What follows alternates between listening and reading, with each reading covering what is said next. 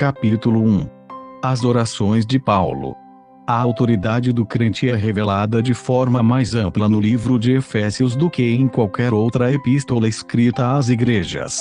Por ser este livro baseado em Efésios, seria bom que os primeiros 3 capítulos fossem lidos repetidas vezes. Você notará que há orações cheias da unção do Espírito no final do 1º e 3º capítulos. Entretanto, Paulo não fez essas orações apenas em intenção da igreja em Éfeso. Elas se aplicam a nós hoje tanto quanto àqueles crentes de Éfeso, por terem sido dadas pelo Espírito Santo. Efésios 1:16-20. 16. Não cesso de dar graças a Deus por vós, lembrando-me de vós nas minhas orações. 17. Para que o Deus de nosso Senhor Jesus Cristo, o Pai da Glória, vos dê em seu conhecimento o espírito de sabedoria e de revelação. 18. Tendo iluminados os olhos do vosso entendimento, para que saibais qual seja a esperança da sua vocação, e quais as riquezas da glória da sua herança nos santos. 19. E qual a sobreexcelente grandeza do seu poder sobre nós, os que cremos, segundo a operação da força do seu poder. 20. Que manifestou em Cristo, ressuscitando-o dos mortos, e pondo-o à sua direita nos céus.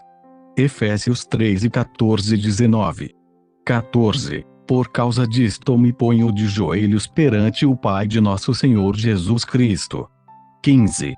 Do qual toda a família nos céus e na terra toma o nome. 16. Para que, segundo as riquezas da sua glória, vos conceda que sejais corroborados com poder pelo seu Espírito no homem interior. 17. Para que Cristo habite pela fé nos vossos corações, a fim de, estando arraigados e fundados em amor. 18. Poderdes perfeitamente compreender, com todos os santos, qual seja a largura, e o comprimento, e a altura, e a profundidade. 19. E conhecer o amor de Cristo, que excede todo o entendimento, para que sejais cheios de toda a plenitude de Deus. O momento decisivo de minha vida chegou quando repeti essas orações para mim mesmo por mais de 1000 vezes. Comecei fazendo uma leitura em voz alta, a partir do 1º capítulo, usando o pronome eu todas as vezes em que Paulo disse vós, tornei-as bem pessoais. Por exemplo, lendo Efésios 3:14-17 eu dizia, por esta causa me ponho de joelhos diante do Pai de meu Senhor Jesus Cristo, de quem toma o nome toda a família, tanto no céu como na terra, para que segundo a riqueza da sua glória me conceda que seja fortalecido com poder, mediante o seu Espírito no homem interior, e assim habite Cristo no meu coração pela fé. Passei muito tempo fazendo essas 2 orações, ajoelhado no altar da última igreja que pastoreei no Texas. Deixava minha Bíblia aberta diante de mim nessas orações e as repetia silenciosamente, várias vezes por dia. Às vezes, falava à minha esposa que eu ia ao templo para orar e não queria ser incomodado, a não ser numa emergência. Algumas vezes permaneci em oração por 2 ou 3 dias seguidos. Fiquei nesse processo por mais ou menos 6 meses durante o inverno de 1947-48. Então recebi a primeira coisa pela qual orava. Eu pedia o espírito de sabedoria e revelação, Efésios 1:17, e este começou a se manifestar. Comecei a enxergar coisas na Bíblia que nunca havia visto antes. Simplesmente começaram a se abrir para mim. Progredi mais no meu crescimento espiritual e no conhecimento da palavra naqueles 6 meses do que em 14 anos de ministério e em mais 16 anos como cristão. Essa foi uma das minhas maiores descobertas espirituais. Disse a minha esposa, o que é que eu ando pregando? Era tão ignorante a respeito da Bíblia que fico admirado pelo fato dos diáconos não me terem procurado para me chamarem a atenção. Temos que ter esse espírito de sabedoria e revelação de Cristo e de sua palavra, se quisermos crescer. Isso, entretanto, não nos será dado através de nosso intelecto. deve ser nos desvendado pelo Espírito Santo. Frequentemente, pessoas querem saber como orar pelos irmãos em Cristo. Se começarem fazendo essas orações registradas em Efésios, verão os resultados na vida daquelas pessoas. Sugiro que façam as mesmas orações em seu favor também. Anos atrás eu orava desta forma 2 vezes ao dia, de manhã e à tarde, em favor de um membro de minha família que necessitava desesperadamente de cura. Parecia, no entanto, que ele não podia alcançar o que a Bíblia ensina acerca da cura divina. Quando estava orando, incluí o nome desta pessoa nas orações, como havia feito anteriormente com o meu. Decorridos 10 dias ele me escreveu uma carta dizendo: estou começando a perceber certas coisas como nunca havia acontecido antes. No instante em que você começa a agir de acordo com a Bíblia, as coisas acontecem. Foi surpreendente a rapidez com que meus familiares se transformaram desde que comecei a orar por eles. De acordo com as Escrituras, já havia intercedido por eles durante anos, sem resultado algum. Efésios 6:12. Porque não temos que lutar contra a carne e o sangue, mas sim contra os principados, contra as potestades, contra os príncipes das trevas deste século, contra as hostes espirituais da maldade, nos lugares celestiais. Graças a Deus temos autoridade sobre tais espíritos malignos por meio de Jesus Cristo. Devemos entender o que Paulo disse aqui, à luz do que ele escreveu nos capítulos anteriores. Precisamos compreender que temos autoridade por meio de Cristo. Em nosso combate com o diabo, deveríamos ter sempre em mente que temos autoridade sobre ele, por ser ele um inimigo derrotado. O Senhor Jesus Cristo derrotou-o por nós.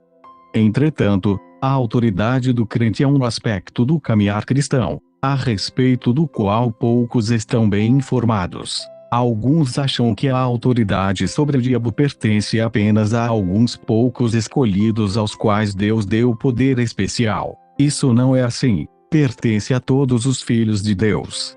Recebemos esta autoridade quando nascemos de novo, quando nos tornamos novas criaturas em Cristo Jesus, herdamos o nome do Senhor Jesus Cristo e podemos usá-lo em oração contra o inimigo.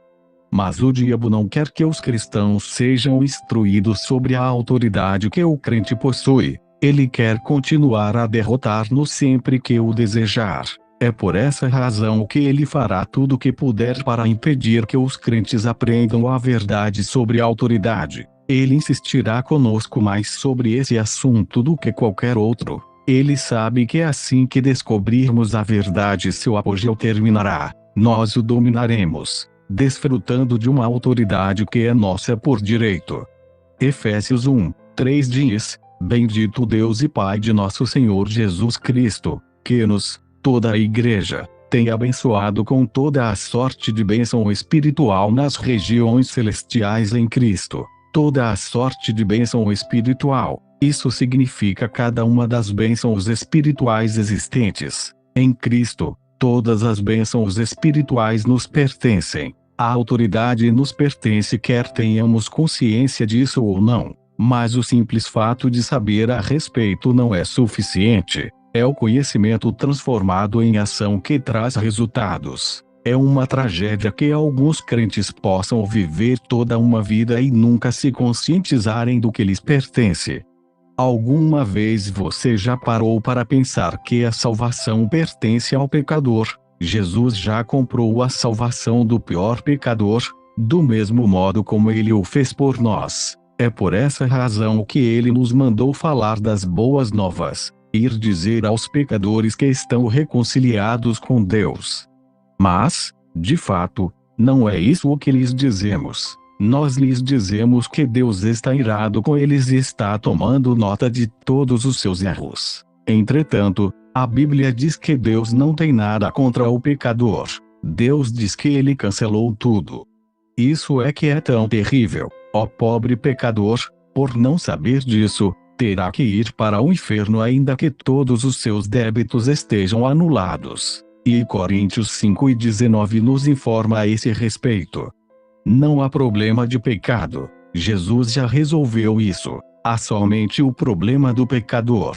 Leve o pecador a Jesus, e o problema estará sanado. Sim, isto é um pouco diferente do que tem sido ensinado, mas é o que a Bíblia diz. O pecador não sabe o que lhe pertence, portanto não pode usufruir dos benefícios. Do mesmo modo, se os crentes não sabem o que lhes pertence, de nada poderão usufruir. Eles precisam descobrir o que lhes pertence. É por essa razão que Deus estabeleceu mestres na igreja. E por essa razão que Deus nos deu sua palavra, para nos revelar o que é nosso. Assim, no mundo material, as coisas podem ser nossas, se não tomarmos conhecimento delas. Entretanto, não nos trarão nenhum benefício. Lembro-me de quando escondi uma nota de $20 na minha carteira e me esqueci dela. Um dia fiquei sem gasolina e comecei a procurar dinheiro na minha carteira e encontrei a nota. Não poderia dizer que não a possuía, porque estava comigo todo o tempo. Eu a tinha carregado comigo durante meses, bem ali no meu bolso. Por ignorar a sua existência não podia gastá-la, mas era tão minha naquela época, quando não sabia de sua existência, quanto o era agora. E anos atrás, li sobre um homem que foi encontrado morto num quarto miserável que alugara $15 por mês. Tinha sido uma figura conhecida nas ruas de Chicago por cerca de 20 anos. Sempre andrajoso e comendo o que achava nas latas de lixo. Ao não ser visto por 2 ou 3 dias, alguns vizinhos saíram à sua procura e o acharam morto na cama. A autópsia revelou que havia morrido por desnutrição. Entretanto, foi encontrado usando um cinto com mais de $23.000. Aquele homem vivera em total pobreza, catando papéis para viver. Entretanto, tinha dinheiro. Poderia ter vivido no melhor hotel da cidade ao invés daquele quartinho miserável. Poderia ter se alimentado das melhores comidas ao invés de lixo, mas não fez uso do que lhe pertencia.